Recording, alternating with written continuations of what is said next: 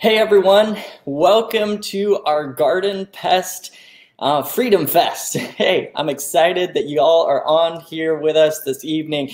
And to begin with, I just want to give a huge welcome to everyone for joining us, of course.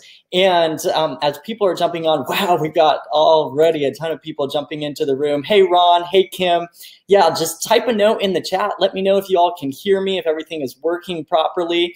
I'm excited to have you all on here with me this evening, and we're going to have a fantastic time together. I mean, the goal tonight is to have a lot of fun, and to get in there. Hey, looks like you guys can hear me well. Roseanne, hi, good to see you. Dennis, hi, Lucy, Suzanne, wow, Tina, and tell me where you all are from too. I would love to hear where you guys are from, because I know that there's people from all over the world, I'm pretty sure.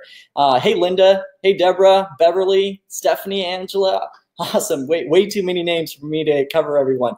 All right, so I'm excited that you all are here with me here this evening. Look, we've got people from the US, Washington, California, Florida, Michigan, Virginia, Georgia, California, Alabama, man, it's just flowing in here. Canada, look, someone not overseas, but up another country.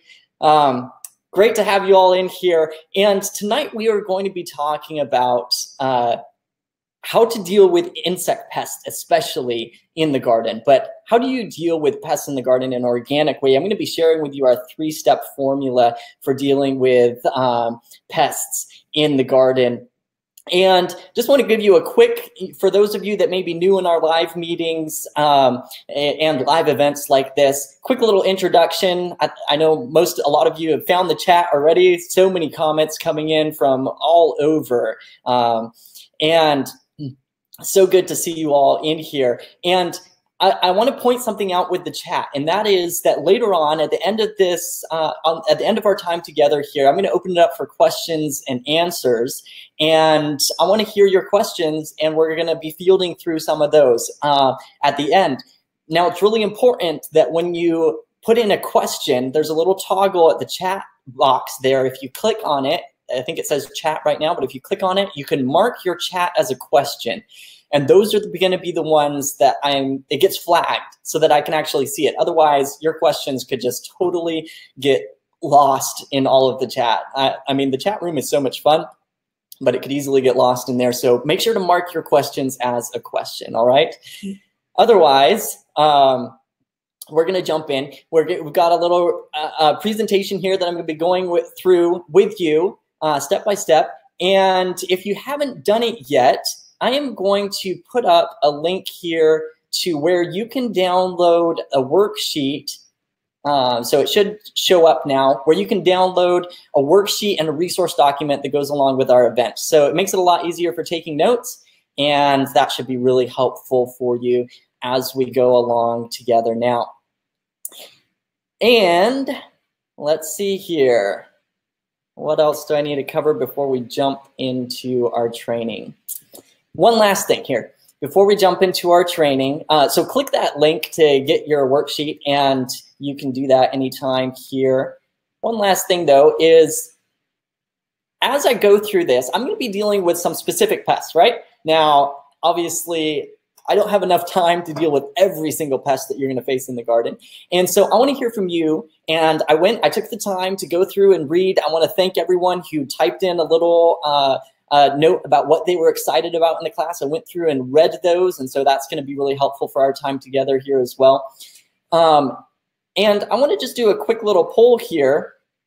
And I'm going to go ahead and publish it here, where you can choose what insect you're needing the most help with. So at the end, I may have a little bit of time where I can throw in a bonus, cover like a bonus little section dealing with some specific insects and stuff that you are having specific issues with. If you don't see the one on there, we'll get to that in just a second. But yeah, at any time, go ahead and do that poll, and I can help throw in a little bonus in there for you guys. All right, let me pull up my thing here, my presentation. Let's see, where is it? Garden Pest Freedom Fest. Here we go. Again, huge welcome to everyone as you're rolling into our live Freedom Fest here. I know we have new people that are streaming in right now, and I'm excited to have you. So tonight, our topic is how to boot them bugs and bust them beetles. And we're going to be talking about organic 3-step proven now formula that stops bugs in their tracks, boosts your garden health, and restores peace of mind. And I'm going to actually be telling you how this formula came about in the first place. It's really significant. But before we jump into all of that, you know, one of the things that I like to do is I really like to build people's gardening libraries. I really want you to leave with practical information that you can put to use right away. And so I've got a free gift for everyone who stays with me to the end of this our event here. And it shows your dedication to your garden. And so I want to reward that for you. And it's a free $37 value. It's our Ultimate Garden Pest Cheat Sheet. We just published this. I mean, it's like hot off the press. And it's a quick, easy lookup guide for garden insect pests. It's got organic pest control toolkit, so you can know what to keep on hand for any emergency. It's got a photo-by-photo directory for over 32 different pests that you've got in your garden, so you can quickly identify them, your garden invaders. It's got information on the insect characteristics, what they do, how to deal with them naturally, and more. In fact, when we get into the little bonus section, I may actually jump in and show you some of the cheat sheet itself. But real quick, you get it free as a bonus if you stay with me to the end of our time together. And at the end, I'll tell you where you can download it for free. But let's jump in and give a little overview of what we're going to talk about this evening. First of all, I'm going to reveal to you this 3-step proven now formula. I mean, that's the main reason you're on here, right? For organic bug control. Then we're going to talk about finding slug freedom with a proven organic pellet solution. I know several of you commented in the comments that you were interested in knowing how to deal with slugs, so that's going to be really interesting. We're going to talk about ultimate squash and stink bug control. How can you deal with those guys? How to use our 3-step proven now formula to kiss aphids goodbye forever. And it was actually through that little story that the now formula came into existence, so I'm going to tell you about that. So you won't want to miss that. What not to do with tomato hornworms and our no-fail worm caterpillar treatment plan, busting other beetles and bugs with organic dedusting, and then finally the #1 defense against insect problems in your garden, and that is the real foundation where everything really, where the rubber meets the road, as it were. So, you know, I know we've got a lot to cover. Grab your pens, your pencils. Now is the time to shut off your phones, other distractions, because we're going to be moving pretty quickly through here as well. But I want you to take away real quality information. Here's my promise to you for our event is I promise to share with you the exact strategies and resources that we're using or that we've used so that you can use them right away in your garden. I want you to leave here with practical information, hands-on information that you can go and use in your garden. And I promise not just to share the effective organic pest controls, but also to reveal the #1 underlying cause of pests in your garden, because really insect pests are a symptom of a deeper problem. And if you don't solve that deeper issue, then you're bound to be fighting pests for who knows how long. So that's real key. And then I promise to be honest and not waste your time as well. I mean, I want to make sure that you get the most out of our events together as well. So is that a bold promise? You bet. And I'm planning to keep it. Now, a quick, I know many of you know me already. For anyone who doesn't, I'll just give a quick little brief summary about me. When I was a kid, my mom absolutely loved gardening. So she had us kids out in the garden from a young age. She was an avid gardener. Then as I grew up, my dad ended up partnering with my Uncle John on our farm in Tennessee. And with the family business there, it's just a gorgeous, gorgeous farm in the rolling hills of Tennessee. And we grew over 50 to 70 different varietals, herbs, and berries. All right, so I'm getting people that are saying that the audio is kind of breaking up here. Let's see what we can do about that. I'm going to type in, let me know if the audio improves. And I'm going to turn off my little webcam here. Let's see, is the audio improving at all now? Audio is better as well. All right, so we're going to continue on. So we grew 50 to 70 different varieties of vegetables, herbs, and berries, and literally we grew these year round. So we were harvesting all year round, even into the winter. And after working with the farm there, I branched off and now teach people, thousands of people from around the world, with my dad, Edwin, and my mom, Jennifer, in this picture here. We teach people, I started my own business called Born to Grow, and we teach people how to grow their own food, like we are doing on this event. And with my lovely, beautiful wife, Natasha, is a real star. So it's such a privilege to work with family. And, you know, over the years, we've had the opportunity to be invited to speak at many different events. And like here, we are on the Urban Farm University podcast, on the Grow Your Own Food Summit. It's been a real privilege to be able to share like that. But what really encourages me is when I hear back from people that have actually gone and put to practice the things that we've shared, and it's made a difference in their lives. Like Jennifer here, who said that she had 2 eggplants that were dropping blossoms. They had flea beetles chewing holes in the leaves. And within a few days after side dressing, they put on many blossoms, hardly any flea beetles, many healthy looking leaves, looking good. That's what excites me. And that's what I want you to come away with here as well. Or like Larry here, who had an aphids problem. And she said, I did as Paul suggested in his case study. And she did the secret sauce that I'm just about to reveal to you. And it worked perfectly. And then she took some pictures there. So that's what I'm excited you about. And through our years of gardening, we've had the privilege of being able to grow anywhere from a large farm scale all the way down to backyard patio gardening scales, these tower garden and microgreens. Through all of that experience, we're not immune to the pests, right? These are some collards that we had that got, and I'll tell you about them a little bit more in just a second. But with the right knowledge, what's exciting is when you have the right knowledge, and you can turn something like this all the way around, where you've got these worms that are just totally destroying your plants. Like this plant here, you know, it's just totally eaten down to the bare bones. But you would hardly believe it, within a few weeks, with the right knowledge, those same plants that were just eaten down to the bones are coming back, growing beautiful and thriving. So I'm going to show you how you can do that in your garden and tell you exactly what we did with these here. So enough about me. Let's talk about how you can stop bugs from destroying your veggies using our 3-step Proven Now formula. You guys ready? If you're ready, type yes in the chat, and we're going to jump in here. I can't wait to share with you all about it. Okay.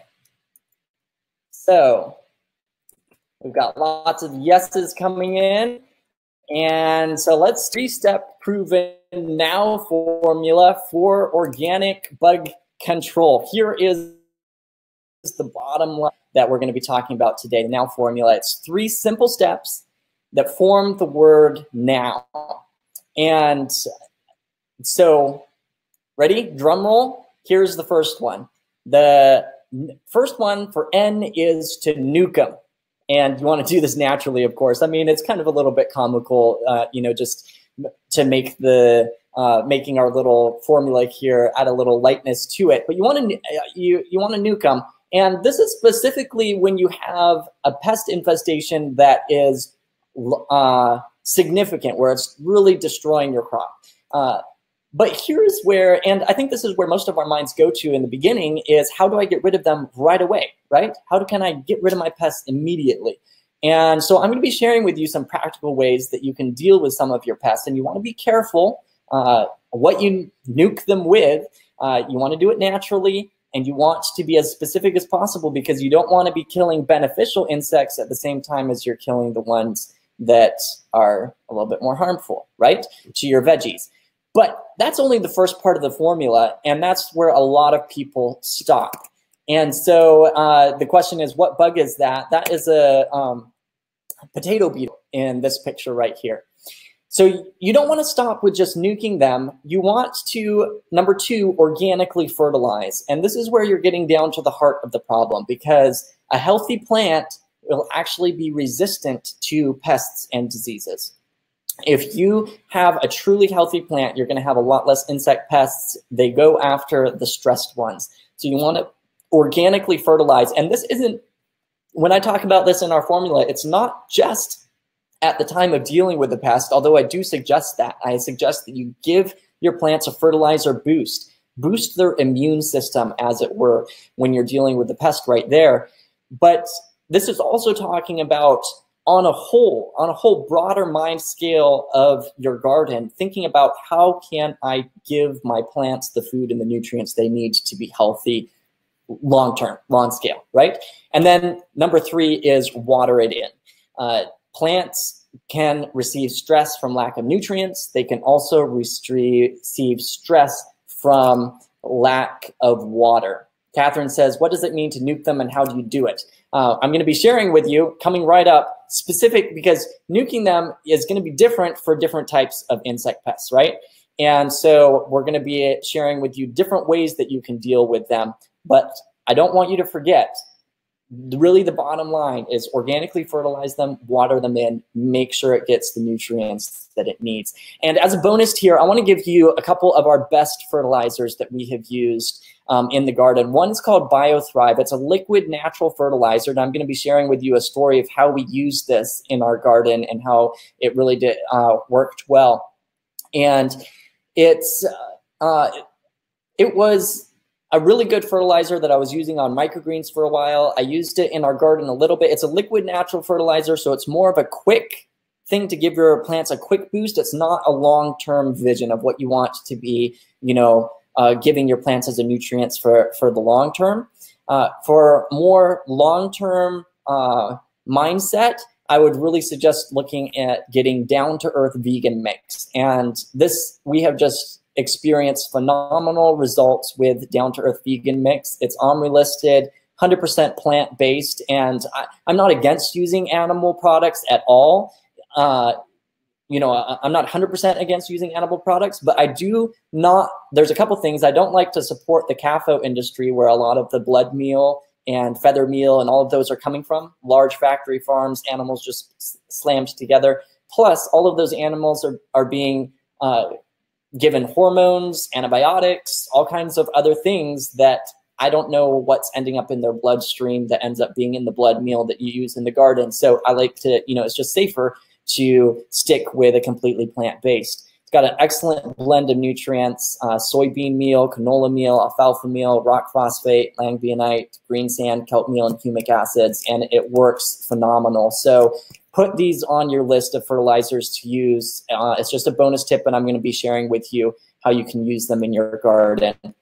How to use it is you want to use 4 to 6 pounds per 100 feet of bed, 1 to 2 tablespoons per plant when you're transplanting the plants. And then you can side dress adult plants with about half a cup during the season as well. And it's just a very natural, all natural fertilizer. It's really, really good.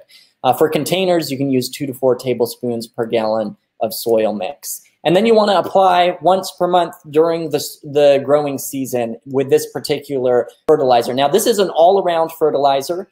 To really build the health of your garden, I'd really suggest doing a soil test and finding out what nutrients your soil needs and looking at it on a more long-term scale. And then you can get amendments that will really build the whole health of your soil in an even better way. But as an all-around, this is one of the best fertilizers that we have. So what about jumping in and actually talking about the specific, how you can use specific ways to deal with specific insects and bugs and stuff in your garden. I was getting distraction with a couple of the questions on here. BioThrive, both of these can be found on Amazon, and there's a resource list in the documents that I put up for you all. I don't know if those documents are still there. I will jump in and make sure that they are still up there. Let's see. Here we go. Remove. So I'm going to put those documents up there. In those documents, there's links to where you can purchase these. You may be able to find some of them at local stores. It's all going to be dependent on your local stores. And hey, if you purchase them through our link in our resource list, we get a small little commission because it links out to the Amazon store and stuff like that. So if you want to help us out, that's a great way to do it, but you can go purchase them somewhere else. We won't get upset at you. So let's jump in and talk about slugs, finding slug freedom with proven organic pellets solution. Here's the treatment plan. Number one, we're going to go through our 3-step process. And when you nuke them, this time you're going to do it with a product called Sluggo. You can use Sluggo or Sluggo Plus. And what it is, it's an iron phosphate control pellets. And iron phosphate is actually can be good for your garden. You can, it's a natural soil amendment, as it were. Now, you don't want to have an overabundance of it, but if you're dealing with a slug problem in your garden, then this is a great way to handle them in a completely organic way, and that is specifically tailored to slugs. You're not going to be killing off other beneficial insects and stuff with this as much. So Sluggo or Sluggo Plus. And the difference with Sluggo Plus is it has another bacteria in it as well called spinosad. But regular Sluggo works fine just with the slugs and snails. And then you want to organically, don't forget this, fertilize your plants to boost their immune system and health. Use BioThrive or Down to Earth Vegan Mix, and then water your plants well. So that is our quick little treatment plan for slugs or snails. And we personally used Sluggo. It's been effective in our garden, and I would encourage you to use it. Once again, on the resource list, there's a link to where you can get it for yourself. So go for it, and you should be able to use it. There's a question that just came in. Susan says, does Sluggo kill earthworms? And as far as I know, I don't think it does, but I could look that up. And Dina says, is it safe with pets? Now, there is a slight concern with dogs with the Sluggo. Some people have had problems with their dogs. They like to lick and eat the iron phosphate. And so I would keep your dog away from the area because it can get your dog sick if you're going to be using this. And so that is the main concern that I've had. Other than that, I have not seen any other significant concerns with the Sluggo or the Sluggo Plus. All right. So that's our treatment plan with slugs. How about our ultimate squash and stink bug control? How do you deal with squash bugs and stink bugs? And I've got to tell you, on our farm in Tennessee that my family was at, we had one of the worst squash bug problems that I have ever experienced in my entire life. And it was absolutely phenomenal. The things were crawling with these bugs. I mean, for a while we went out and handpicked them off and would put them in like jars of soapy water. We were squishing their eggs. We were doing everything, and it was just absolutely crazy. But over the years, we have watched our squash bug problem go down to just about nothing, just about zero. I mean, we basically don't even see squash bugs any longer. And that has just been because of focusing on building up the health of our soil, the health of our plants, and the plants have become resistant. We have encouraged beneficial life in the garden as well, a biodiversity of life, and our squash bugs have disappeared. So, but if you do have a significant problem with them right now, what is the treatment plan? What can you do? So number one is nuke them, right? And you can use multiple different things with this. Some of them is you can use food grade diatomaceous earth. That's a very fine dust that you can put on your plants, and especially when they're in the nymph stage, when their exoskeletons are a little softer, the diatomaceous earth is kind of like little crystals, like little pieces of glass. And if it gets on their exoskeleton, it kind of eats into it and dries them out. And now it does have to be direct contact, so it has to be where your insects will be crawling over it. Then insecticidal soap. There's organic insecticidal soaps that you can use. Again, this would have to be in a direct contact with the insect. So if your squash bug problem is not too big, if you can go in and just spray the individual insects with an insecticidal soap, that can be beneficial as well. And again, that is something to look at.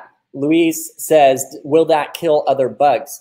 And yes, but remember, those other bugs have to come into direct contact with it as well. And as soon as the soap dries, it has no more effect. So if you are just spraying the actual live insects themselves, then you can, you can control which insects it gets sprayed on, and you're not going to have really much effect on the other insects in the area because the soap will dry pretty quickly on the plants before a lot of your beneficials are crawling all over your plants. So that's something to keep in mind. And then hand picking them as well. You can go out, like I said, we did. We went out and hand picked them off the plants and put them in soap. I mean, I remember jars of soapy water filled with bugs. It was absolutely incredible. So those are some of the ways that you can physically deal with squash bugs. But really, what really changed the day for us was to focus on building up the health of our plants. And so I'd encourage you to organically fertilize your plants, boost their immune system. If you have a squash bug problem right now, go out, use some of the diatomaceous earth, the insecticidal soap, hand pick them, and then use BioThrive or Down to Earth Vegan Mix. And I would suggest the Down to Earth Vegan Mix, and sprinkle it around the base of your plant and scratch it in to the soil, just the top inch of soil, or a couple inches of soil, and then water it in well. And it's really going to give your plants a good nutrient boost. And then, of course, the last one here is water those plants in well. So that is our tips for dealing with squash bugs and stink bugs in the garden. Once again, the key focus is on building up the health of your plants, but you can use some of those things to deal with them in a natural way right now. Some bonus tips is to keep your garden clean of old plants and debris. That's going to be helpful with the squash bugs as well. These bugs like to go for the old stuff too. Remember, bugs will go after the stressed part of plants first. Another thing that you can do is use row covers in the early part of the season as a physical control. So as your plants are just growing in the beginning, you can cover your plants with a row cover. And for those that don't know what that is, it's a lightweight fabric that's kind of like made out of the fabric softener sheets that you place in the dryer. It's similar to that. And you place it over your plant. It's breathable, so air can go through it, light gets through it well, and it can create a physical barrier over your plants as they're growing. But then once your squash flowers, you need to make sure that you have pollinators that can come in and pollinate those flowers. So then you're going to have to remove the row cover, but it can give you a real head start on the season. The other thing is to crush or remove any eggs that you find on the leaves, and especially look underneath the leaves for any eggs. There'll be like these little orange-yellow eggs. And this can be done with a wad of duct tape, with the sticky side out. So put the sticky side out, put together this little wad of duct tape, and you can go in and just take off the eggs off of your plants. That idea came from the Reformation Acres blog, so a little shout out to them for that idea that you can use in your garden for dealing with the eggs. All right, so let's go on and talk about how to use our 3-step proven now formula to kiss aphids goodbye forever. And this one has a little bit of a backstory. And story goes like, we had these collards that I was growing with my wife. We had planted them, and then we went on a trip. And it's kind of the story of our lives. We go on a trip. By the time we get back, our garden is stressed and it's got all these issues, right? So we got back, and we had these little starts, and they looked like this when we got back. They had stayed a block of soil. The they had gotten diseased. The leaves were covered with holes, yellow, and you can't see it in the picture here, but there's aphids underneath the leaves, right? So now we've got to figure out what we're going to do. And honestly, my wife was a bit upset about this because these were her little babies that she had been starting. I mean, they're for our garden. And I have to confess, I'm a little bit of an eternal optimist when it comes to plants in the garden. So I was like, I think they're going to be okay. Let's plant them and see what happens. So we went ahead and planted them, and I gave them a little treatment that I'm going to show you here, which actually was the impetus or the spawn of our three-step now formula. So here's how you use the three-step formula. First is nuke them with soapy water, and you can use Safer brand insect killing soap. That's what I would suggest using. That's an organic insect killing soap. Or you can also mix a couple squirts of dish soap with water in a spray bottle and spray it on. Now, most dish soaps are not completely organic. And I told you at the beginning I was going to promise to be honest. When I did it with my plants, I went and got the dish soap. Now, we had a very natural dish soap called Melaleuca Lemon Bright, and it's very natural. But honestly, at the time, I wasn't really thinking about it that much, and it wasn't until later that it really struck me that, oh, that wasn't completely organic. So you can use regular dish soap or even natural dish soap, but if you want to stay completely organic, I would go with the Safer brand insect killing soap. That's what we suggest now to use. And then after that, you'll spray that directly on the aphids. And once again, it's a direct contact.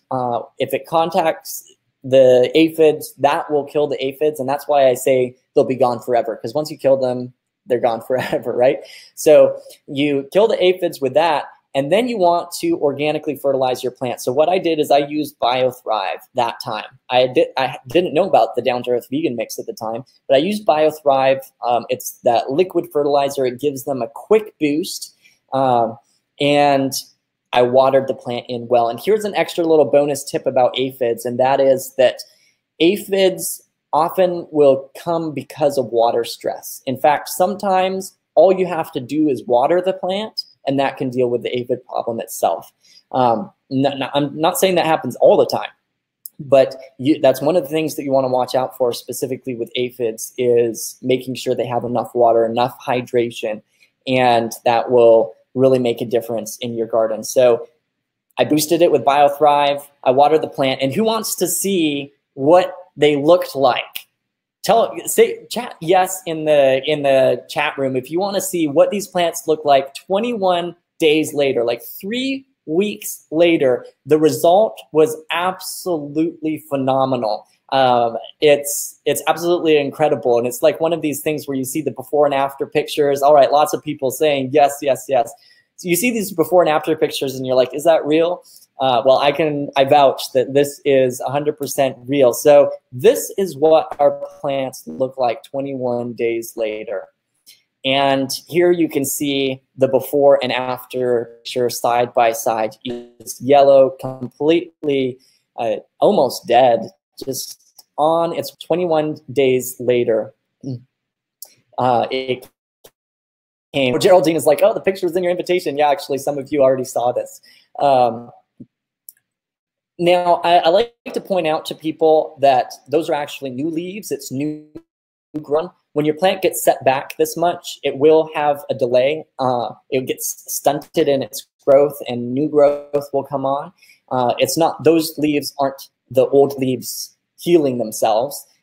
It's new growth coming on, but you can see the vibrance, the vitality. There was not an aphid in sight, and they were just growing absolutely beautifully. So, and like I shared at the beginning, Laree, one of our gardening members, did this as well. She had an aphid problem. She fertilized with BioThrive, did exactly what we said, made sure they were getting enough water, and it worked perfectly for her as well. So I call it our proven aphid cure. And it actually launched what I call our now formula, because that's what we did. We nuked them with the soap, we fertilized them, we watered them well, and it took care of it. So so we've covered aphids, right? We've covered slugs, we covered squash bugs. What about tomato hornworms and other worms and caterpillars. I'm going to tell you what not to do with tomato hornworms, and this is real crucial, and then our no-fail worm caterpillar treatment plan. This is going to cover cabbage worms, any other worms that get on your kale, your collards, other caterpillars and stuff like that.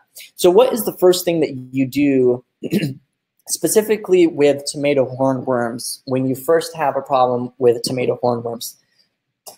Excuse me.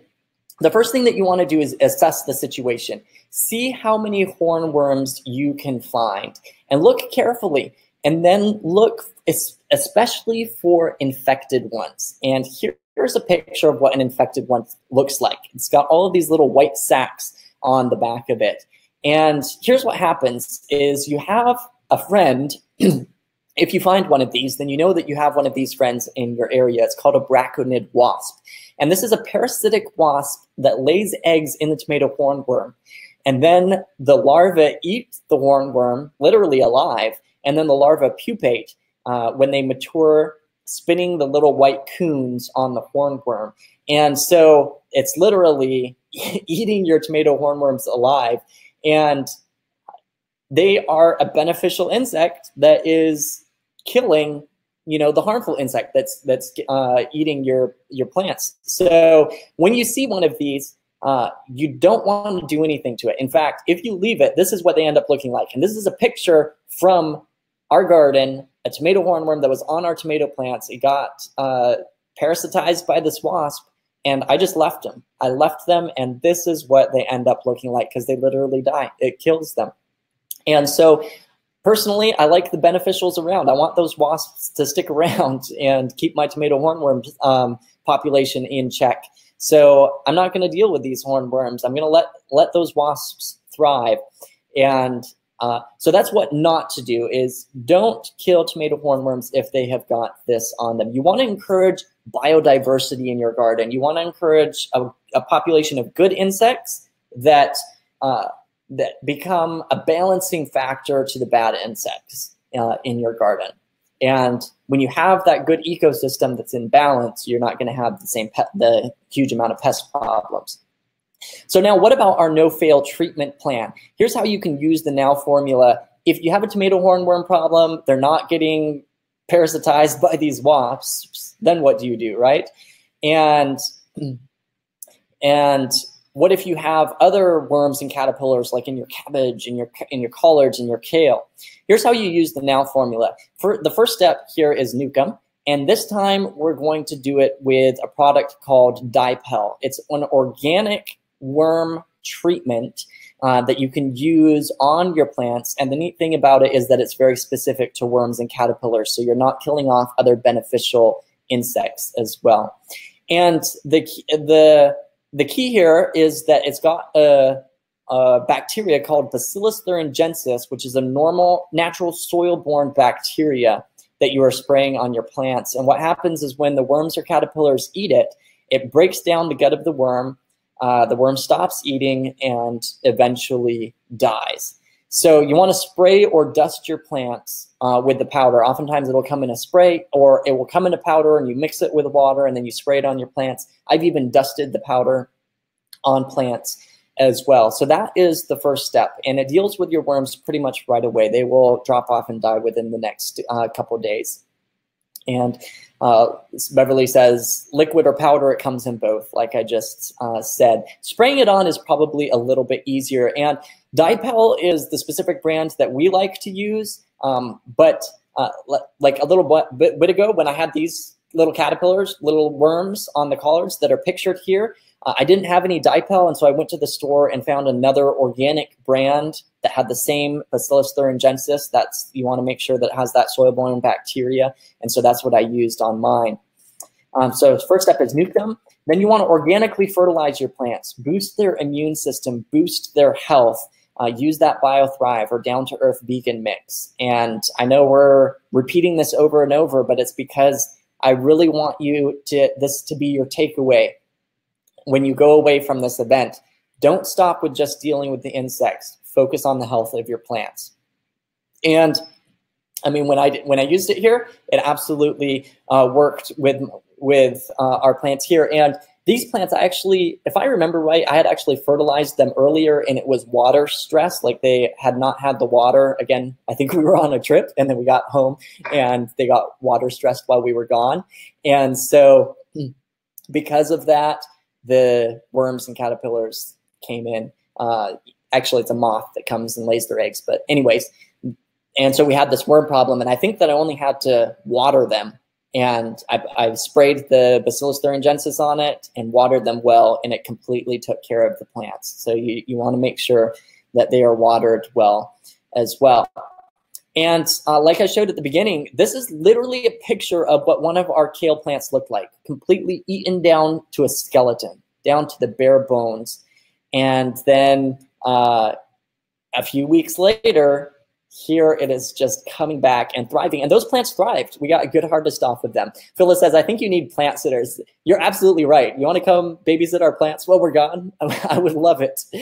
We've got some people that come over and they do an okay job, but our plants seem to always be stressed by the time we get back.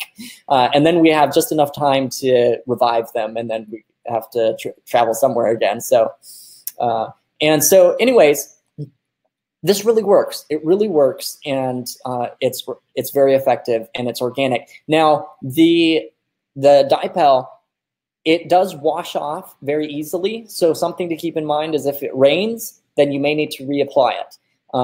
Or the nice part of that is that it washes off easily. Like if you're going to harvest your plants later and eat them, you do want to wash it off, because I wouldn't suggest eating the stuff. I don't. It's organic, but that doesn't mean that it's good for you to eat. But it is an effective control.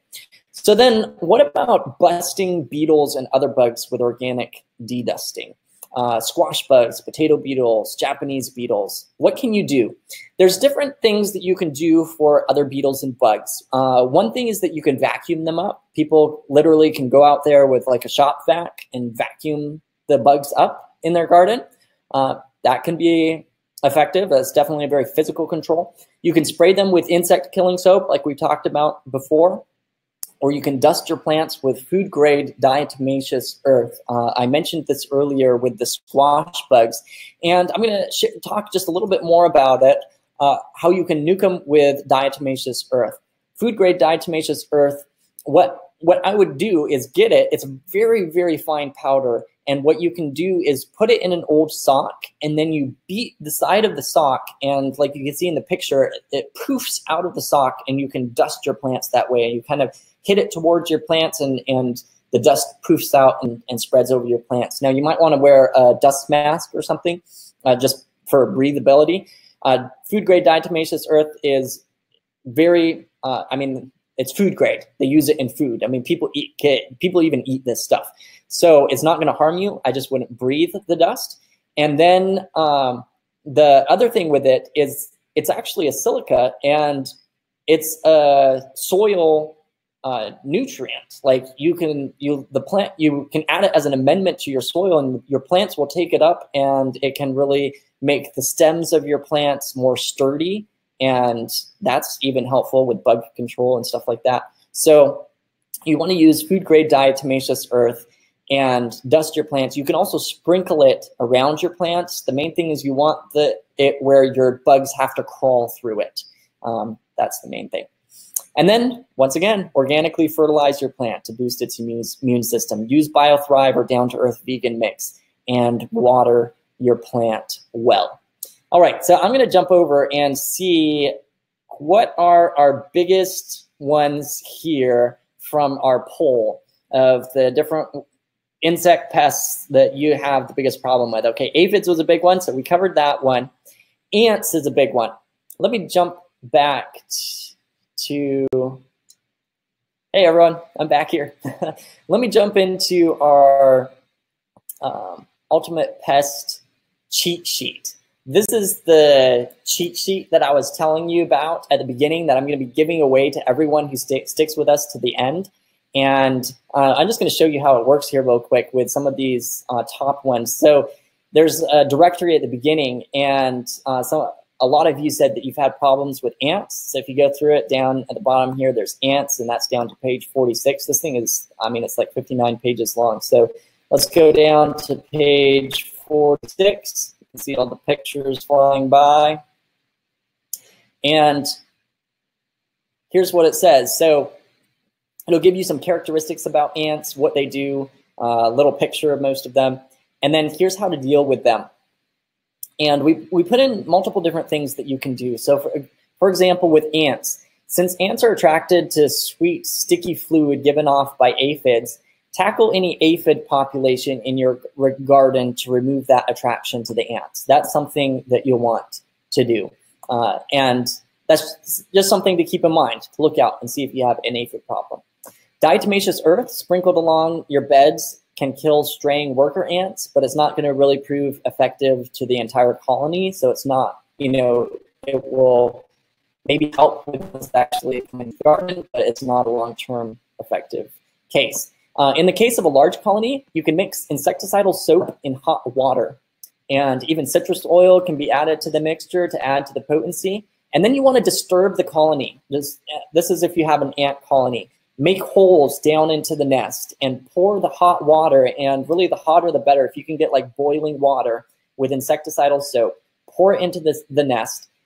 This may need to be repeated several days in a row, each time digging down further with the goal of finding and eliminating the queen. That's the real key here. Now, I have to be honest with you, I haven't tried this specific one. I've tried the boiling water by itself, and that didn't work. I believe that this one will work, and other people say that it does work. And it makes sense because the soap added to the water is going to be lethal to your ants. Now, you do want to notice, avoid doing this where there are active plant. Large amounts of insecticidal soap can sometimes reduce the fertility of the soil in that immediate area for some time. And so that's something to keep in mind when you're specifically dealing with ants in your garden. All right, then we had caterpillars and worms. Japanese beetles, okay, that was a big one. So let's talk about Japanese beetles. I touched on some things that you can do with them, and let me just go and find where we cover these beetles, number 22. So Japanese beetles are a tricky one. And once again, we had one of the worst Japanese beetle problems on the farm that I have ever seen in life. They munched especially on our green beans. And here's how you want to deal with Japanese beetles. First of all, you can use row cover 5. You keep the row covers weighted down carefully over your plants. And this doesn't completely conquer them, but it can delay or reduce the damage of your Japanese beetles. Then something that's kind of cool is that Japanese beetles are extremely slow and inactive in the morning. It's like they're drugged. If you go out early in the morning, like 5 a.m., they'll be out all over your plants and where they're eating, and they'll be like in these little bunches, especially if you've got a really bad problem with them. But if you just go up to them and it's really early in the morning, it's really like they're completely drugged. I remember going out and grabbing handfuls of them in my hands. They weren't flying away. I mean, they were just kind of like, groggy. And I would grab handfuls of them in my hands, and we had these ducks, and I would hand feed them to the ducks. And so the ducks would come and have a feast. So they'll be all over your plants eating. You can hand pick them, like I was just saying, it can be highly effective at this time. If you wait until later in the day, they'll definitely just fly away. They're disturbed. Doing the same thing, you can place a cardboard or sheet beneath the plant, again in the morning, and gently shake the plant. That way the beetles will fall them into soapy water to kill them.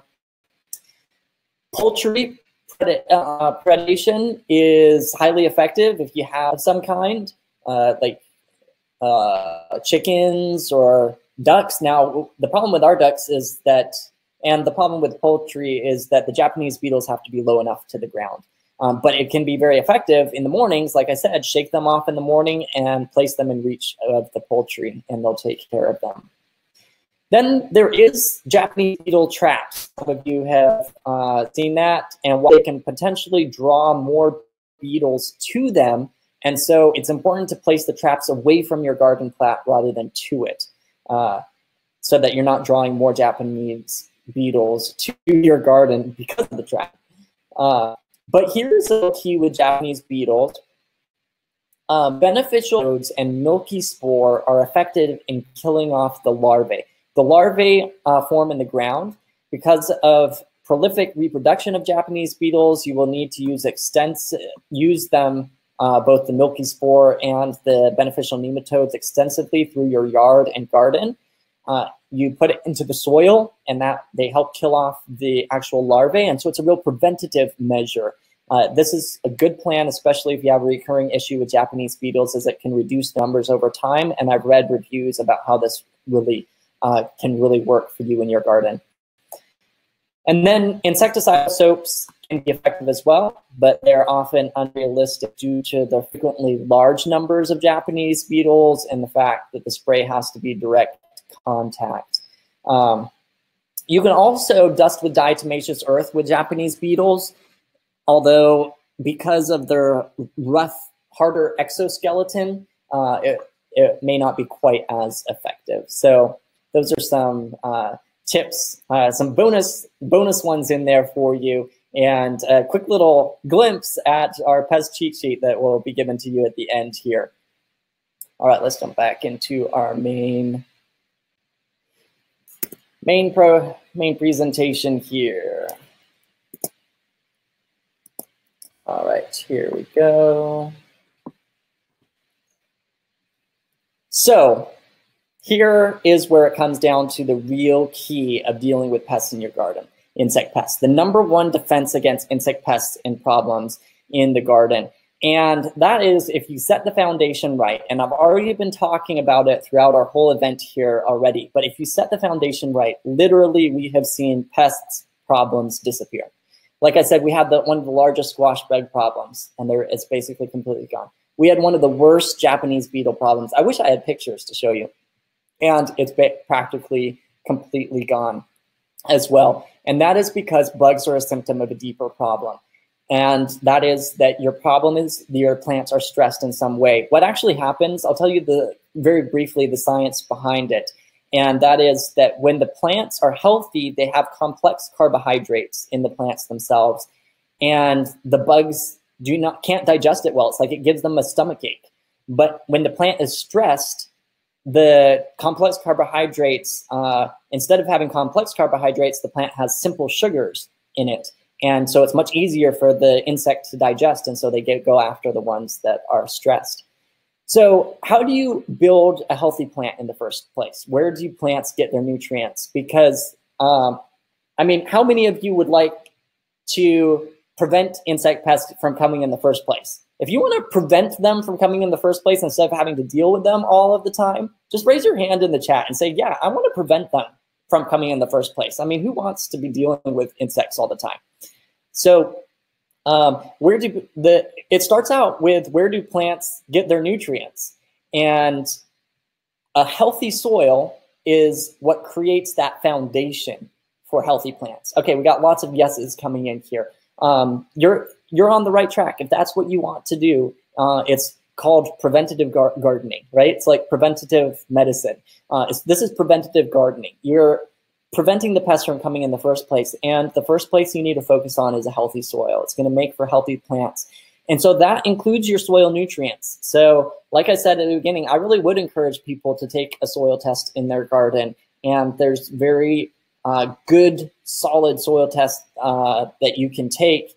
And it will tell you the nutrients that you need. And then you're able to build the health of your soil in a very positive way.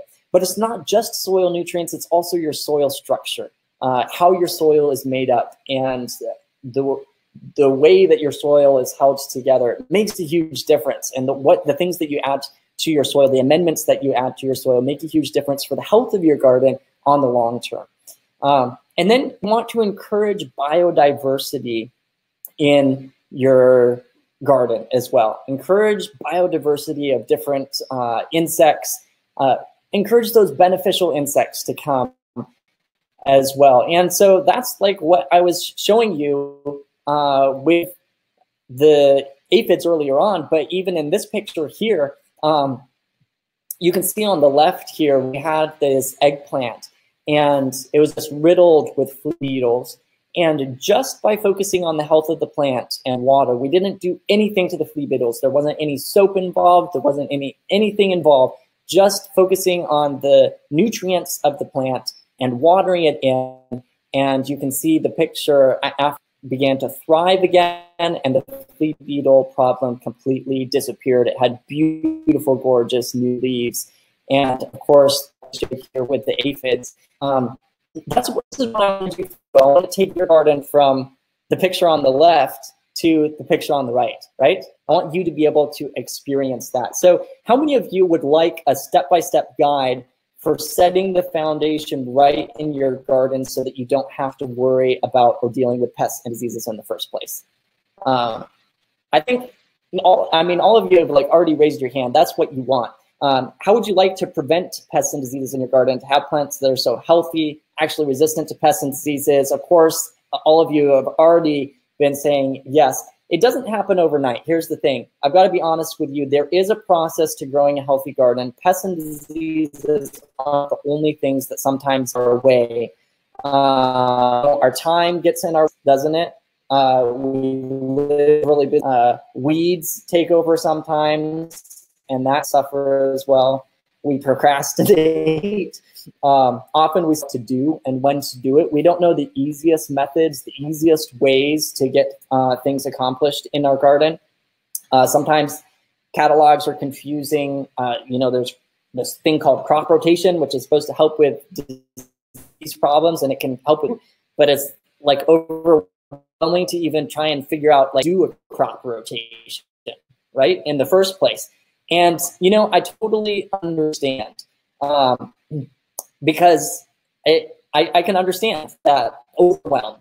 And when you don't know what to do or the easiest ways to do, then you're bound to struggle. I mean, it's just part of the gardening experience. If you don't have the knowledge to do it, you're and go through the school of hard knocks. If you do have the right knowledge, you can grow, listen friends, you can grow a lot of food with a lot less effort, a lot less disease, less pests, less stress, and less overwhelm. That's what I'm passionate about. You can cut down on all of the work that it takes in your garden. You're gonna have less diseases because your plants are healthier. You're gonna have less pests because your plants are healthier. It's a lot less stress because your garden isn't overrun with weeds and all of that. And honestly, having a mentor to get you that can get you there faster will help you avoid costly mistakes. And once again, like I shared at the beginning, that is why I'm so excited when I hear back from people that have gone through our gardening membership, our different gardening courses, and I hear the difference that it makes in their lives and that it makes in their harvests. Like, for example, Joelle here, who is like, so much produce. I want to say, this season might be the most ever thanks to the new methods I've been using through these gardening classes. Laurie here says, though I consider myself to be a somewhat experienced gardener, I can't even tell you how much I've learned already through the gardening courses. That is what excites me, is when I see it making a difference in your lives. Look, here's a picture from one of Laurie's harvests. Just gorgeous, all the green beans and the tomatoes. She even had her first December harvest, thanks to using the quick hoops that we talk about in our course, that shares a super simple way to extend your season into the winter. Stephen here, here's posted a picture from his harvest. James Hunt says, I've been a gardener for about 30 years and still learn things from Paul and his dad. The kale and the collards did well all winter. I ate fresh greens all winter long. And that's what fuels my heart, is when I hear of the people that have gone through our training coming back and saying, hey, I've had an abundant harvest, even all year long, like James here with his greens. So, I know that you guys are on here because you're tired of the squash bugs, right? You're tired of the Japanese beetles, the tomato hornworms destroying your plants, turning your garden into a war zone. You're here because you want to know organic, natural ways to deal with pests in your garden that are effective, that really work, that save plants so that you can enjoy a bountiful harvest out of your garden. And you're here because you want to know how to prevent pests and diseases, right? In the first place, because you'd rather have a garden that was healthy and resistant to pests and diseases like you mentioned earlier. So let me tell you what I'm really excited about this evening. But first, before I jump into that, imagine with me just for a moment, what would it be worth it to you to have that abundant, healthy garden? And I'm talking about a garden where your plants are healthy and strong, where your beds are weed-free, where it's beautiful, you go out there. How much time do you think it would save you if you weren't spending all that time fighting pests in the first place? All the time you used to be stressing over and fighting the pests, instead you could spend with your family actually enjoying your backyard. The beauty of your garden would be relaxing. You'd have more abundant harvests. And let me give you an example, even just with the cheats that you've learned in this event here. Like, for example, the difference that it can make having the right knowledge with your tomato harvest. Let's say, like last year, you had like 10 tomato plants and you harvested 10 pounds of tomatoes off of your 10 tomato plants, because after that, the tomato hornworms came in and destroyed your crop, right? What do you think would be the difference if you knew our no-fail treatment plan and you were able to go in there and deal with the tomato hornworms? What do you think would be the difference of your harvest this year? You think it would double your harvest or triple your harvest?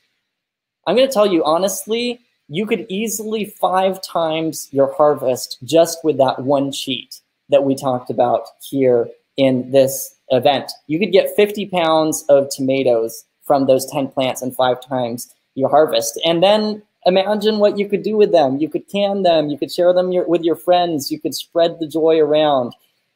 Imagine what it would do for your health, the health of your family a year from now as you're taking that nutrient-dense food. Honestly, studies have shown that vegetables lose like 30 to 45% of their nutrient value by the time we eat them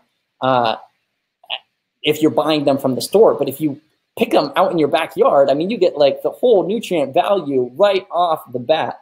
So, you know, plus the exercise is going to be good for you. You're going to be more relaxed, de-stresses your mind, right?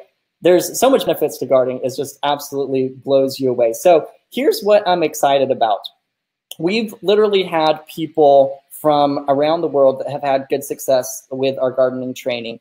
And if you guys want that kind of help and those kinds of results, then let me introduce to you to our flagship Born to Grow home gardening course, and where we literally walk you through every stage of growing nutrient-dense, pest-free, organic garden with step-by-step instructions, demonstration videos. That's honestly going to save you a ton of time and could easily double your harvest, but also keep you and your family healthy. And what's exciting is that we got a brand new version of this, all right?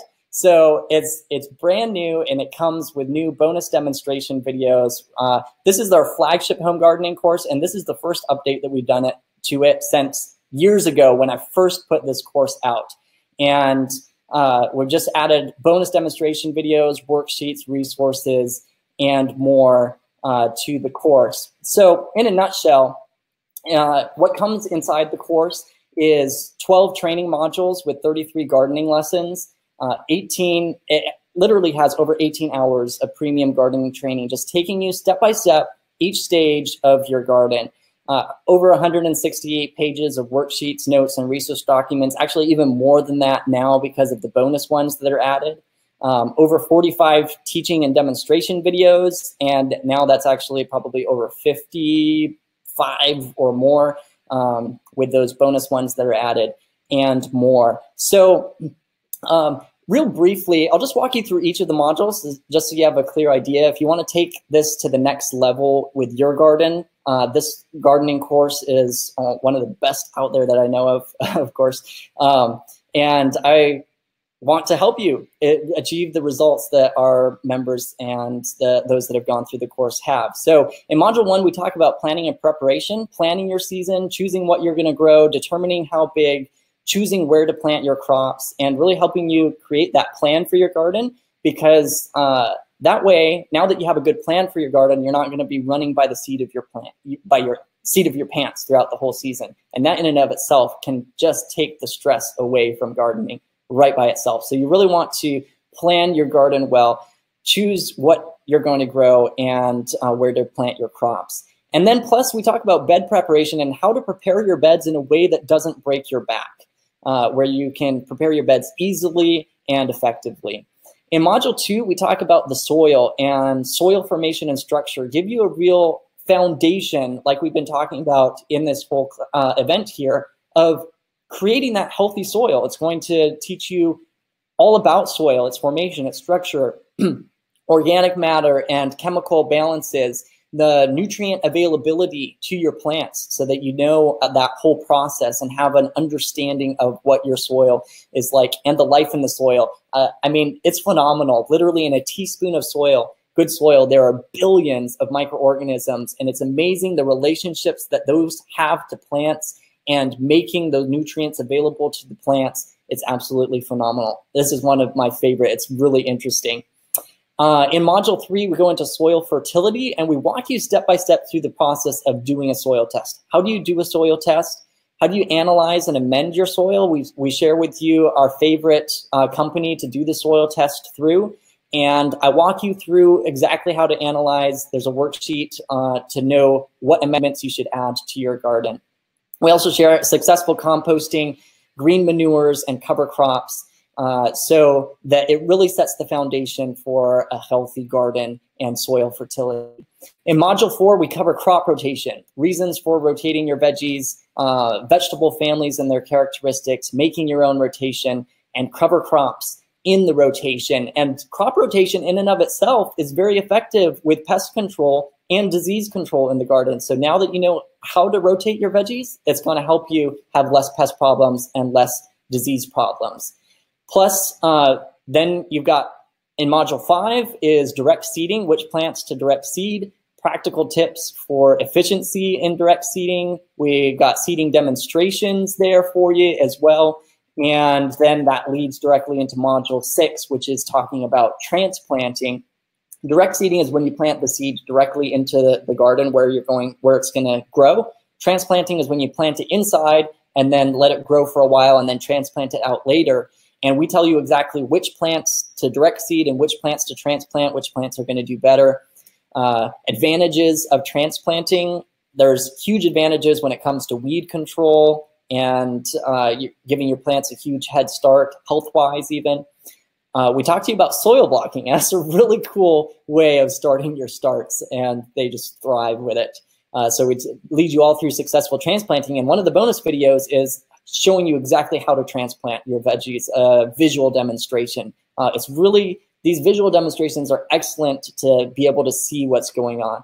Module 7 is all about weed control, how to keep your garden weed-free without spending hours on your knees pulling weeds, practical ways to trellis your veggies as well, and irrigation solutions. So we really just lead you step by step through how to keep your garden weed-free, ways to trellis and water your garden. In Module 8, we cover pests and diseases like we've been doing here. The plant positive approach, really focusing on the health of your plant, and then dealing with pests organically, handling diseases naturally, like we've been talking about here. And we like with the diseases, we cover different diseases and the simple things that you can do to deal with the diseases as well.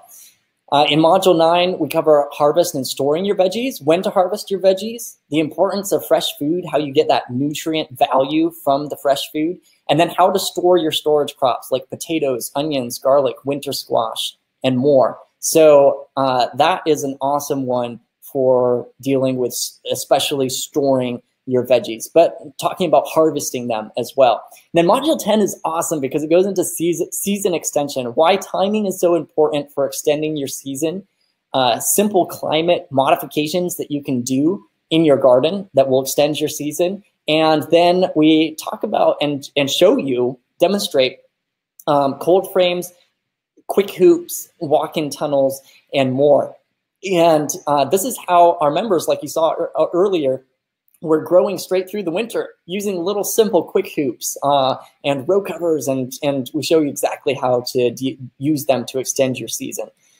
And then Module 11 is all about winter gardening, taking care of your garden in the winter months, greenhouse growing, including protecting your plants in the greenhouse, heating the house, dealing with snow, and caring for the soil inside.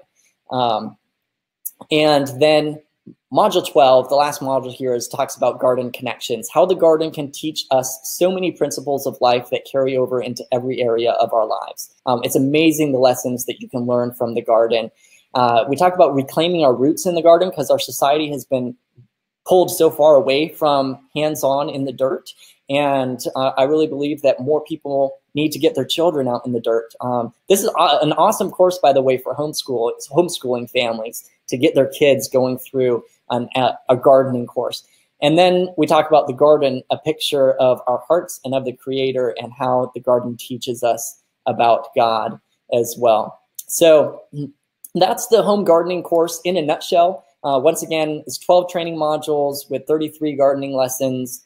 It's got over 18 hours of premium gardening training, and that's probably up over 20 hours now with all of the other bonus material that's there as well. Over 160 pages of worksheets, notes, other resource documents, over 45 teaching and demonstration videos. Then the bonus demonstration videos and worksheets and resources, like I just mentioned, plus coming with the home gardening course is I've thrown in a bonus GMO-free and winter gardening classes that I've done in the past with my dad, teaching you how to keep a GMO-free garden, and going into more in winter gardening and specifically our food system. So those are really interesting. And for those who, I've got a special fast action bonus for those that would like to get the course tonight. If you get the course tonight, I like to reward those that take action, because you're never going to improve your garden without taking action. So I've got a special bonus called a Garden Launch Workshop, and it's a 5-day workshop with real students. The students paid $150 live, so I valued it at $100. It's a step-by-step how to put together a complete plan for your gardening season. So in the workshop, we literally walked people through the planning process, how to decide which varieties of veggies to grow, gave people some of our favorite varieties, how to order seeds so that you'll be all set to plant when the time comes, how to put together a complete planting calendar so you'll never have to worry about what you need to do each week. So you get the recordings of the workshop, completely free, fast action bonus, those who jump in this evening. So quick little recap here. The home gardening course literally is a $300 value. That's what we sell it for on our website.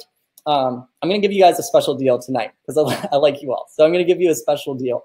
But that's the home gardening course, plus the bonus demonstration videos and worksheets. Those are another $30 value. The bonus GMO-free and winter gardening classes are another $70 value. And then if you jump in and get the fast action bonus, that's another $100 value. So total is honestly a $500 value. And like I said, I want to give you guys a special offer. By the way, the home gardening course comes on a flash drive. So it all comes on a flash drive. We used to do it on DVD, but now it comes on a flash drive.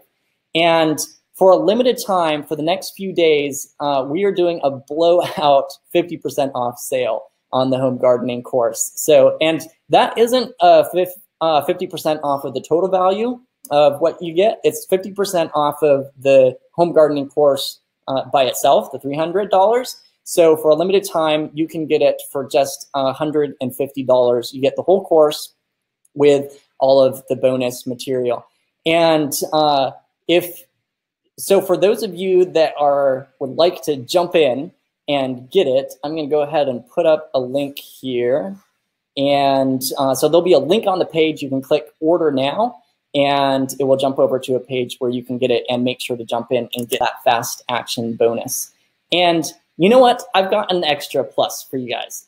For those of you that jump in tonight, I just thought of this today. I wasn't going to do this, okay? I wasn't going to do this, but for those that jump in tonight, the first 25 people that get one of the courses, I'm going to throw in our microgreens training, how to grow microgreens. We call it our 14-day microgreens challenge as an extra bonus. You get online access to it, and we walk you through even how to set up your microgreens on autopilot. It's awesome. So first 25 people can get that as well. So that is our home gardening course. Like I said, you can click the link and it will go over to where you can order your own. And to top it off, we are offering our full 1 year, no fail, 100% money back guarantee. And you might be thinking, man, that's crazy. How do you do that? Here's the thing. We back up our training. We really believe in what we're teaching here. And I believe that it's going to make a huge impact in your garden. And if a year from now you put it to the test, you use it, you do it, and it doesn't increase your harvest, it doesn't take your workload away, it doesn't take your stress down, then we're going to back it up with our money. You know, obviously it wasn't a good use of your time if it didn't work for you. And so we'll give you 100% money back. You just show us some pictures, something to show that you actually put it to use, and we're backing your money up 100%. We simply want to help you take your garden to the skies. We want to help you grow an abundant, nutrient-dense garden. And this training is going to lead you step by step through every stage, from planting your garden to building up and improving your soil, keeping your garden free without spending hours on your knees picking weeds. You're going to be able to grow vibrant, healthy plants that are naturally resistant to bugs and diseases. You'll find it so much easier to grow an abundance of nutrient-dense veggies that burst in your mouth with flavor, all without being stressed or overwhelmed doing it. So, like I said, limited time, get 50% off. You can click the link on this page. It should be showing up now. And you just click the link there. Or you can visit borntogrow.net/go. borntogrow.net/go. That will also get you to the page. And like I said, fast action bonus is for those that sign up tonight, and first 25 get our microgreens training. Very cool. And so let's jump in and do some question and answers here. And listen, I'm going to open it up for question and answers. And this is going to be open to, you can ask questions about your garden, right? The pests that you have in your garden, or you can ask questions about the actual course itself and the different things that are on. I saw one person was asking and saying, do new members get the updates as well? New members already have all of the updates with them as well. So any of our gardening members that are on here, just a huge shout out to you. Hi guys, you're part of our family, and you get all of the you get all of the updates automatically. Except I updated the worksheet, so I'm going to be putting those in just a bit. So let's see here. What kind of questions do we have? Questions. So let's jump back. And I've got a question here from Dennis. And he says, how do you get rid of kale and cabbage worms? I think that was earlier on before we covered it. But if you weren't on earlier, Dennis, then we use a product called Dipel. And it's a soil-borne bacteria that just, it really deals with the worms quickly and efficiently. So let's see here. What other questions do we have? Got questions.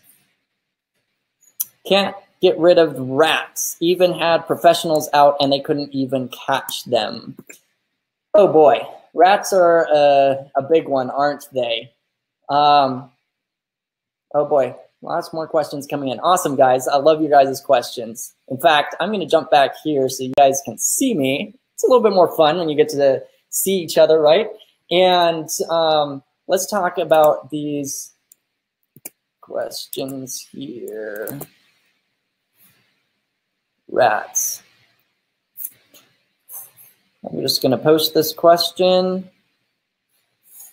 You know, Joseph, when it comes to rats, rats are a difficult one. They're a rodent. And honestly, I'm going to tell you that probably the best, easiest, not necessarily the easiest, but probably the best thing to do with them is to trap them. I know that's like the answer that you didn't want, probably. But trapping them, cats or cats might not, but dogs, if you have a good dog, they can potentially have be helpful. Are the rats actually like killing your vegetables? Are they killing your vegetables? Because that would be interesting as well to hear. But yeah, that's a good one. Dan has a question here. What about wire worms? So Dan, that is an excellent question, and it's one of the ones that we talk about in our little cheat sheet here. And so I want to show you real quick. 44. Let's jump back up to wire worms. Here's what you want to do with wire worms. You want to, first of all, till the soil several times to expose the wire worms before you plant. That is going to be helpful. And follow a good crop rotation plan. You want to transplant healthy, robust transplants, having them be as large as possible before planting them into the soil. And this is really key. The wire worms are going to, they will get some of your larger plants. Like we had them take out some of our lettuce, but the larger your plant, the better. Then you want to keep debris and weeds away from your garden. Wire worms, well, this is talking about click beetles and wire worms. Click beetles don't like to be in bare soil. And the click beetles are where your wire worms come from, I believe. Yep, the wire worm is a larva of the click beetle. And so you want to keep the debris away and weeds away from your garden so that the click beetles aren't coming in there and putting that larva in there in the first place. And then beneficial nematodes can target wire worms. So look into getting some beneficial nematodes. And then here's a neat one is you can make a wire worm trap using a potato. And I've actually done this. You take a potato, you cut it, so it's got, and then you put a wire, stick a wire or something into the potato just to mark where it is. You bury the potato and the wire worm will come and dig into the potato and you pull up the potato and you can trap your wire worms that way. So that's something that you can do with wire worms. All right, Susan says, slugs and pill bugs ate my strawberries. What can I do? Let me tell you about pill bugs. Since you're asking about pill bugs, you can have, one thing that you can do with pill bugs is you can create a collar that goes around your plant, like sow bugs or pill bugs, those little ones that will roll up. Sometimes they'll crawl along the surface of the soil to your plant, and then they can start eating your plant or something like that. But if you create this little collar, and what you can do is you can take like a plastic cup and cut the bottom of the plastic cup off and then put it around the base of your plant. And this is it's really easy to do when your plant is small, right? But even if your plant is larger, you could cut, a slit in the plastic cup and then wrap it around and then tape it together or something. But you want to create that physical barrier. And that should be helpful with your pill bugs. All right, what other questions do we have here?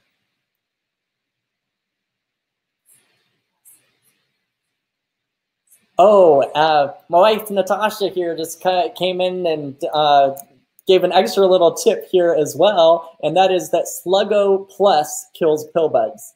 She was real influential in putting together this whole cheat sheet. And by the way, like I mentioned at the beginning, if you stuck with us to the end here, and I mean, we're going through question and answer, but I'll go ahead and tell you anyways. If you go to the same page to where you order your Born to Grow home gardening course, and you scroll down to the bottom of the page, go all the way down to the bottom, there's a link at the bottom of the page that says click here to get your free pest control cheat sheet. All right, so all of you guys go over there and get your free pest cheat sheet. Natasha put a ton of work into that. And pill bugs, Sluggo Plus also works with pill bugs. That's where you have the iron phosphate mixed with spinosad, which is another bacteria that will work with your pill bugs.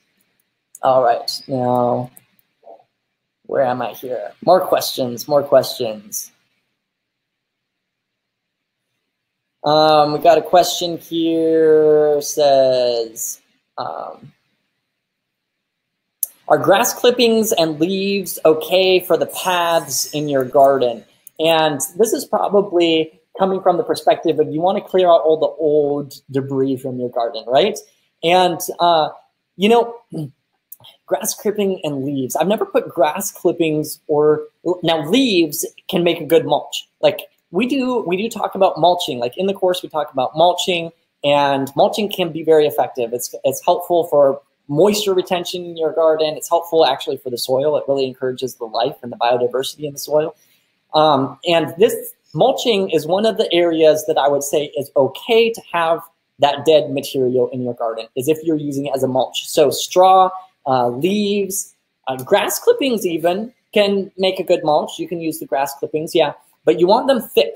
You want them thick, like 4 to 6 inches thick in your garden. And so they can be in your pathways or under your plants. But that is the one exception that I would use. I would still, like on your plants itself, as your plant is growing, if you got old dead leaves around it, I would still clean those up and take those away, right? So that makes the difference.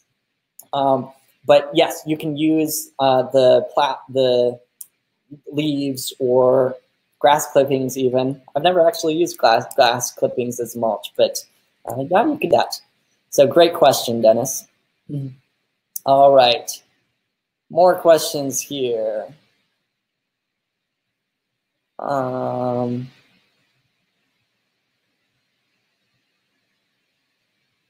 Let's see. All right, question here. What about Japanese beetles on your apple trees? What can I spray on them or do? Logan says. Good question, Logan. And the first thing that I would do with Japanese beetles is I would once again go for prevention. And so I would try and make sure that my trees got some kind of nutrient boost, but then I would also look into using the milky spore and the beneficial nematodes on the soil, because that is going to help prevent your Japanese beetles. And I've seen people that say that it was really effective. So, put that milky spore, those beneficial nematodes on your soil, and it's not going to happen overnight, right? But you're looking on the long haul. It's not going to happen overnight, and it will help reduce your Japanese beetle problem. With the actual trees themselves, because trees are so large, it makes it a little bit harder when it comes to like spraying the insects. Like, you don't want to just cover your tree with soap. That's not necessarily the best solution either. Now, I would, like diatomaceous earth, I would cover the tree with diatomaceous earth. If you can do that, if your tree is small enough to do that, then you could definitely try that out. One other thing that you can do is physical control. And again, this has to be where your tree is small enough. But we have friends that they didn't do it for Japanese beetles, but it would work. They literally covered their tree with a mesh net, and they used mosquito net. And they just bought mosquito nets from the store, and they like clothespined them together and put them. They had to use a couple of them to complete the whole tree, but they covered the whole tree around, and that can be a physical barrier against the insects and the Japanese beetles as well. So that is something that I would try. All right, we got some people that are saying nothing happens when I click on the offer. Please repost the link. So I will remove it and repost it here. Publish. And just tested it off myself.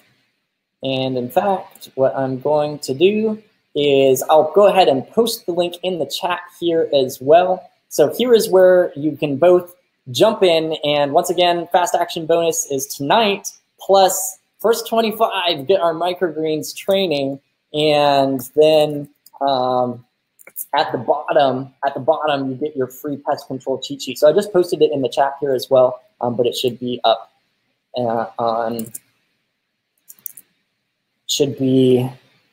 it comes up with like this little box, and it says click here, and you click there to order it out. I don't know how to describe it. All right, so what other questions do we have here? Jeannie says, if I fertilize once a month and run into problems with insects, worms, do I fertilize again? This is a good question, Jeannie.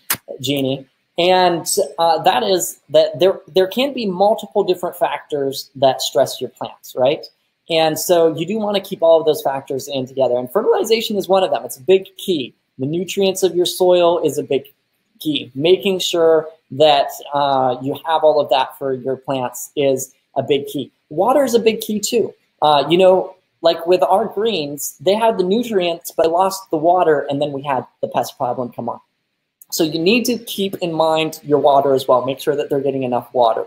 If you still have pest problems after that, then it does not necessarily mean that you need to be fertilizing more often, depending on the fertilizer that you're using. For example, for a while I was using BioThrive in our container gardening. And actually someone just posted in a question about container gardening. And I'll tell you that the principles for the home gardening course itself is built for more of the backyard home gardener that's growing in a backyard. But the principles itself transfer over into growing in smaller spaces as well. So it does transfer over into growing in a smaller container garden as well. There's just a lot more information than just container gardening in the home gardening course. But when it comes to fertilizing your plants, I was going to give you an example of how I was using the BioThrive liquid fertilizer in our container garden. And that liquid fertilizer, even though it was a fertilizer, it was missing a couple key ingredients, calcium and magnesium. And they're just not readily available in a completely natural organic form. They're synthetic, and I don't believe in using synthetic nutrients in my garden. So it was missing those, and those are key for nutrients to be able to be taken up to the plants and stuff like that. So you kind of really need those already there if you're using BioThrive. And so I was using it. I was fertilizing my garden, and nothing was happening really. My plants still, they would do well for a little bit, but then they would just kind of fall off. And I was like, man, this is not working. And so then it wasn't until I started using Down to Earth vegan mix that my plants just really took off. And honestly, like after using that, I think we probably got about twice as many. We just about doubled our harvest just by switching that fertilizer. So having the right fertilizer makes a big difference. And that's why I know Down to Earth vegan mix works. And so that's why I'm telling you, hey, you guys got to use it. So there's multiple different factors. And it doesn't necessarily mean that you need to fertilize more often. You need to make sure that what you do need to do is make sure that you're using a good fertilizer that actually works. And if you still are having the insect problems, then there's some other thing in your area that is stressing the plant somehow. Now, sometimes there will be an infestation that is so big that the insects will go for even a healthy plant. They don't usually do it. They usually go for the unhealthy ones. But if the insect infestation is large enough, then they will do it. Like I said, it gives them a little stomach ache, but you got to eat, right? So that is something to keep in mind. All right, next question here. What other questions do we have? Logan says, what are we supposed to do with hornworms? I picked 55 off my plants in 2 days. Mercy, Logan, you got a lot of hornworms. You might not have been on earlier, but I suggest using a product called Dipel. Look it up and Google it, or come and watch the replay and we go through exactly how to do it. Barbara says, I missed the third thing to do to bust beetles and bugs. I got vacuum them and spray with insect soap. Barbara, the third one is to dust them with diatomaceous earth. Diatomaceous earth. Susan says, what kind of mulch works best for insect control? Susan, I wouldn't say that there's necessarily a specific type of mulch that works best for insect control. I would say like the cleaner the mulch is, better. Some people like to do like a wood chip type mulch, and you can do that. We've done that on our flower beds, and it can work well. But then you also, like, straw mulches can be good as well. Leaf mulch can be good as well. I wouldn't necessarily that one is better than the other for insect control. I think that all of them would be fairly comparable when it comes to insect control. All right. How do you deal with squash, squash borers? Oh, I was just going to post it up there for you guys, but it didn't come up. So I will pull this up. With squash borers, I want to show this to you. And hold on just a second here.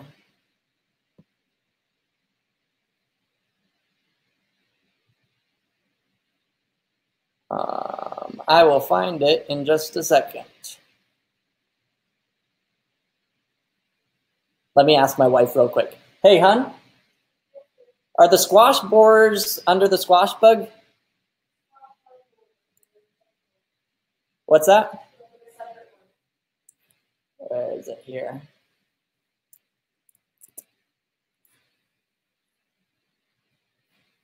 All right, I'm going to pull up the sheet here for you guys so that you can see it, because I want to actually show you through the squash vine borer section.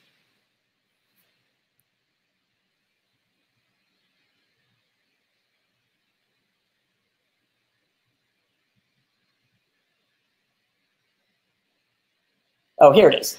Number 42. Here we go. All right, sorry, guys. Here we go. Squash vine borer. These, I want to show you this. These can be a real nuisance. And here's how you deal with them in your garden. Squash vine borers, I mean, they can really, it's like, they're one of the hardest things, honestly, in the garden. And so let's see here. So number one, you want to destroy all your infected squash plants and remove debris from your garden with these. You want to till the soil in the spring and fall to expose and kill any of the overwintering pupa of the squash vine borer. What happens is there's a moth that lays its eggs on the stem of your squash, on the ground right next to the base of your squash plant, and then on hatching, it crawls into your squash plant and it will bore into the stem. That's where it gets its name, and essentially destroys the plant from the inside out. And the growth of the squash will grow, and it will begin to wilt, and frequently after that, the whole plant will die. So they're pretty intense. Crop rotation can be helpful. Never plant squash in the same location, because this is a soil-borne. Oftentimes, like, it will crawl up onto the squash. Then use floating row covers before the moths get active to help prevent them from laying eggs. The only downside to this is if you have many squash vine borers already in the pupal stage in the soil, that may come up under the row covers, all right? So that can be helpful. And then here's a key. You can use collars around the base of the plant that can be effective, all right? So what you can do is you wrap tin foil around the stem of the plant, protecting them from the moth laying its eggs on the vulnerable stem. When wrapping the stem, the foil should extend about 1/4 inch beneath the surface of the soil, and that's a key. What you can do is you can just pull aside the soil and put that foil around the stem and then put the soil back. If you catch that a borer has entered your squash very early on in the process, you can actually take a sharp knife, cut the stem, and remove the vine borer. And that's a physical control.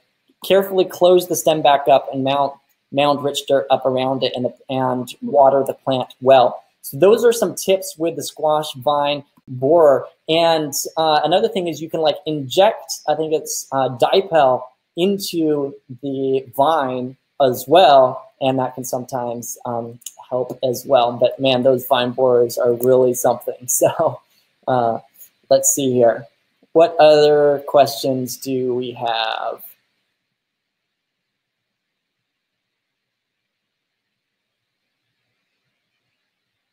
What is the amount of water for tomato plants, and how often, especially in extreme drought areas such as the Four Corners? Good question. Good question, Snappy Cappy. Great to have you on here, by the way. When it comes to watering your tomato plants, you want to give them the classic recommendation is about 1 inch of water per week for your plants. Now that's kind of hard to visualize, right? And so what I would do is I would take my finger and put it down into the soil of your plants. If you put your finger about 1 inch or 2 down, your soil should be a little bit damp. Not wet, but a little bit damp. If your soil completely dries out where you put your finger in and it's just completely dry, then you know that your plants definitely need water. Otherwise, on a more practical level, I would water them every couple days. I would give them a good watering every couple days, a couple gallons of water per plant, and let that work for your tomato plants. All right, there's a bunch of people that are putting questions in here, not marking them as a question. which means that they don't show up in my question list. Linda says, do you have a deterrent to keep squirrels away from tomatoes? And let me show you something here. I'm going to open up our, there was one of our gardening members shared about a great squirrel deterrent here. And so I'm going to show it to you here. I haven't personally used this because we haven't had as much squirrel problems ourselves. And so, but they say that this was very effective. It's called the Guardian Electronic Squirrel Repellent. And Lavana says, I got rid of pesky squirrel with this. I haven't seen him since I plugged it in. It was constantly causing trouble in my garden. So that is something that you could try out for the squirrels. I know there were some of others of you that said that you had some problems with squirrels as well. So that is something to look into. Great question, Linda. All right. What other questions do we have here?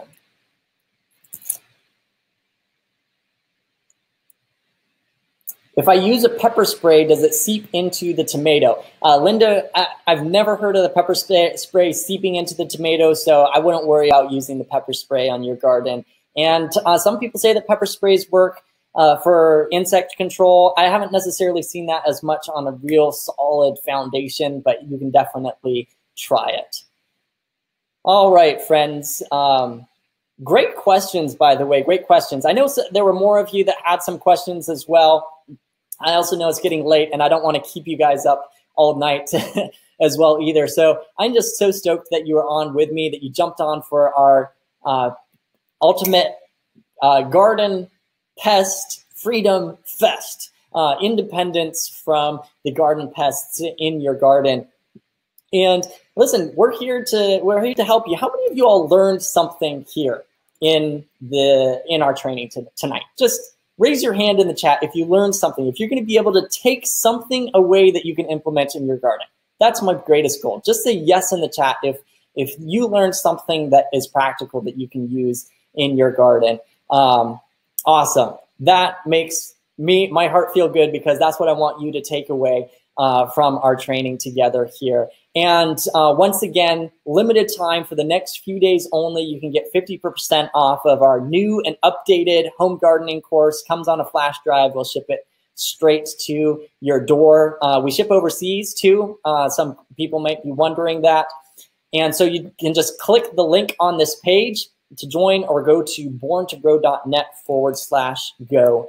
And that is how you can jump in with that. And so listen, if you are like Jan Johnson, she's one of our gardening members, and she had never gardened before in her entire life.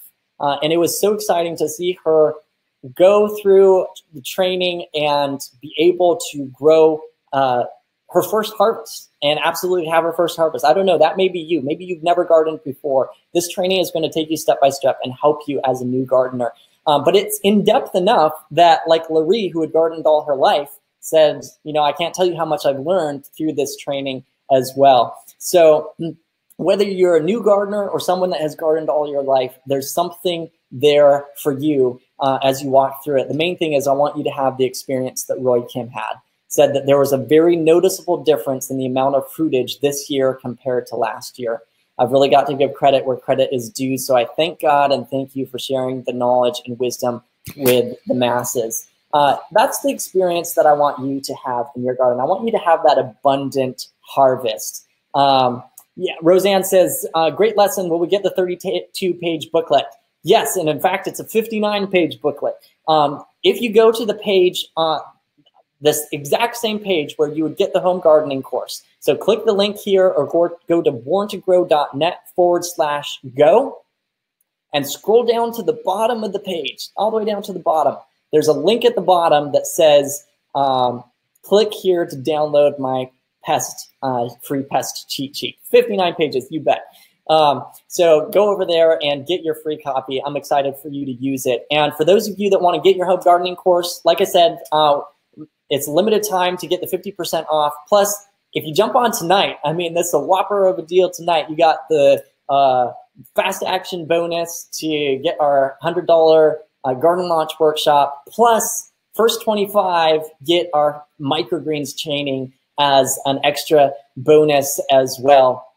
Just an extra perk for you guys. I like you. I really love that you came on with our events tonight, and I'm glad that you're going to be able to take away the training and use it practically in your garden. And this is the practical way to take it to the next level. So, now is the time to say goodbye to buying all of your vegetables in the store. Now is the time to say goodbye to synthetic fertilizers, all of that. Let's do it organically. Let's focus on the health of your plant, on the health of your soil. You're going to have a much healthier garden in the end, and it's going to be a lot less stressful for you personally. I guarantee it. You're going to love it. So once again, friends, thanks for being on. Limited time, 50% off. Click the link on this page. Go to borntogrow.net/go. A bunch of people are already getting their courses, and first 25, hey, you get your extra microgreens challenge plus the garden launch workshop. So jump over there and grab it while you can tonight. And thank you for joining me. It shows me that you have investment in your garden, that you want to do this, and that you're really going to make a priority and do it. And that is meaningful to me. I appreciate you putting that investment into your garden. Hope you guys have a great night, and we'll continue to be in touch. Have a great night, and bye-bye. We'll catch you next time. We'll be in touch.